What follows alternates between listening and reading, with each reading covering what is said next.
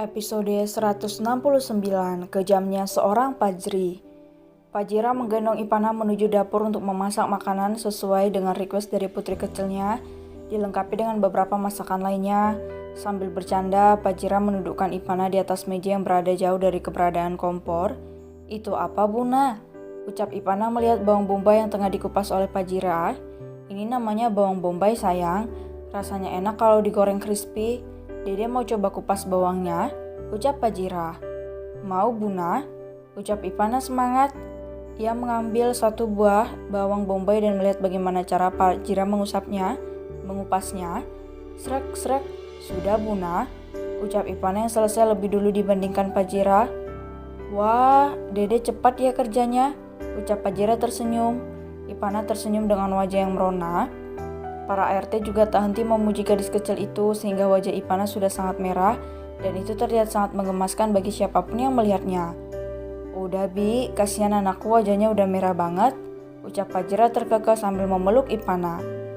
"Hei, habisnya nona muda lucu banget ya," ucap mereka berusaha untuk menahan tawa. "Buna," rengek Ipana yang sudah tidak bisa menahan malunya. "Sudah, Bi, sana kerjakan yang lain saja," ucap Pajira memeluk Ipana gemas. Pajira mencampurkan semua bahan yang diperlukan. Ipana memperhatikan apa yang dilakukan oleh ibundanya dengan seksama. "Apa sudah matang, Bunda?" tanya Ipana.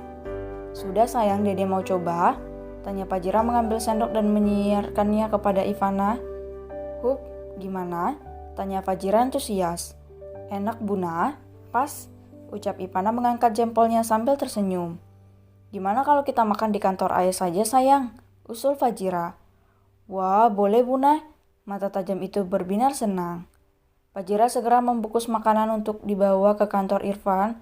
Tak lupa ia juga bersiap-siap bersama Ivana dan segera pergi menuju ke kantor.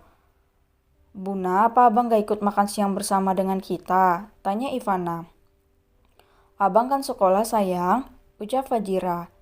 Ipana murung, ia menjadi tidak bersemangat ketika mendengar abang kesayangannya tidak ikut makan bersama mereka nanti. "Jangan sedih, nanti malam kita bisa makan bersama," ucap Pajira. "Iya, Bunda." "Wah, ini siapa yang masak?" ucap Irfan dengan antusias menyuap makanan itu. "Dede yang masak, ayah, enak kan?" ucap Pajira. Blus, wajah putih Ipana kembali bersemu mendengarkan pujian dari ayahnya. "Wah, pintar ya anak gadis ayah ini, enak banget," puji Irfan diiringi kejahilan. "Ayah, udah dong, jangan puji Dede lagi," rengek Ipana. Kenapa, sayang, memang enak kok."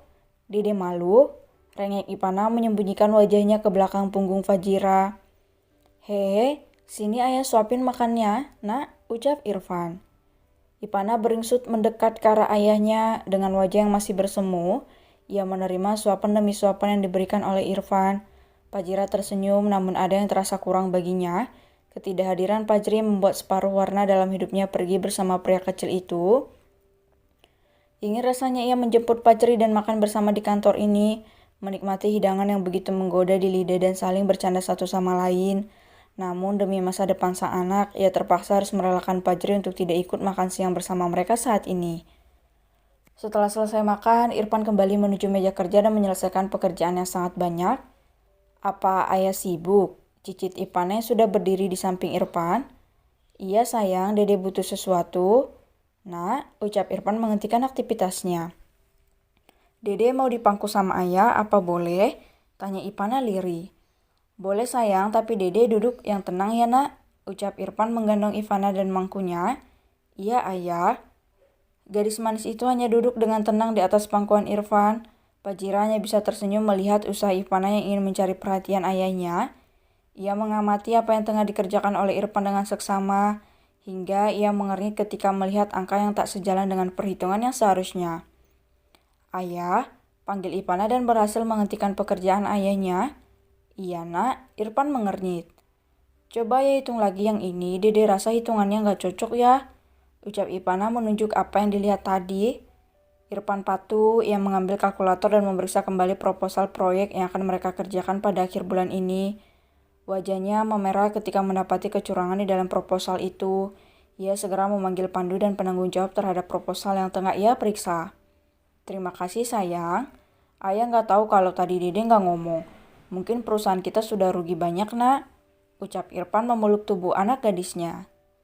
Fajira mengernyit mendengarkan percakapan anak dan suaminya. Ia berjalan dan ikut memeriksa proposal itu. Mas, ini oknumnya keterlaluan dalam memanipulasi data, ucap Fajira ketika mendapati sekitar 1 miliar dana yang bisa digelapkan oleh mereka. Iya sayang, makanya aku memanggil mereka untuk segera datang ke ruanganku, ucap Irfan sambil memberikan kode kepada Fajira. Ibu muda itu paham, ia segera membujuk Ivana agar mereka bisa pergi dari ruangan itu. Ivana menurut ketika mendengarkan jika mereka akan pergi membeli es krim karena stok di rumah memang sudah menipis.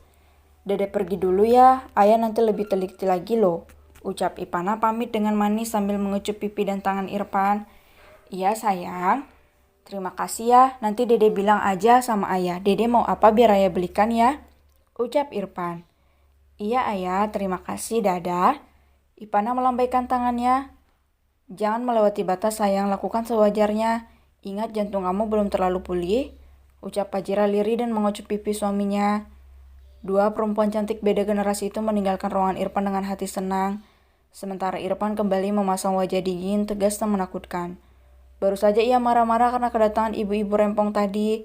Sekarang ia kembali marah dengan proposal yang sangat kurang ajar menurutnya.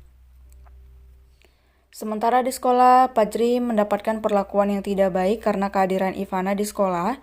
Saat ini ia merasa sendiri karena Hana, Jiat, dan Bagas tidak melanjutkan sekolahnya di sana, sehingga ia menjadi murid paling kecil dan juga dimusuhi oleh beberapa siswa yang memiliki ambisius tinggi. Fajri, bukannya kemarin lusa di kamu sekolah ya? Bukankah 2 hari ini dia tidak masuk? Tanya Safa sinis. Adikku lagi sakit kak, dari kemarin badannya panas, ucap Fajri dingin.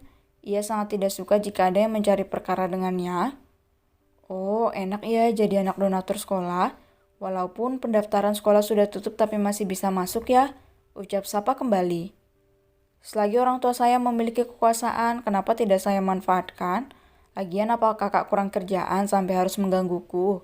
Ucap Fajri jengah. Sombong punya orang tua kaya aja bangga. Lagian lo masih kecil, apa yang bisa lo lakukan jika lo bukan berasal dari orang kaya? Saya dari umur 1 tahun sudah bisa menghasilkan uang. Bahkan seumur 3 tahun saya sudah menghasilkan uang 12 miliar. Kakak di umur yang sekarang udah menghasilkan apa saja? Nggak ada ya, kasihan.